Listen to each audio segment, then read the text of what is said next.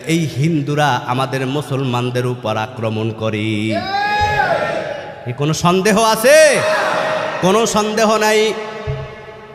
এ ভাইরা আমার, এজন্য সাবধান থাকতে হবে।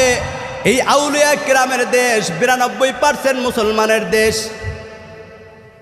যদি আমাদের এই দেশ রক্ষার জন্য, এই দেশের হেফাজতের জন্য, দিন কায়েমের জন্য আরেকবার যদি 5 তারিখের মতো মাঠে নামতে হয়, প্রয়োজনে জীবন দিয়ে দিব, তবু ভারতের আগ্রাসনের কাছে মাথা নত করতে রাজি না।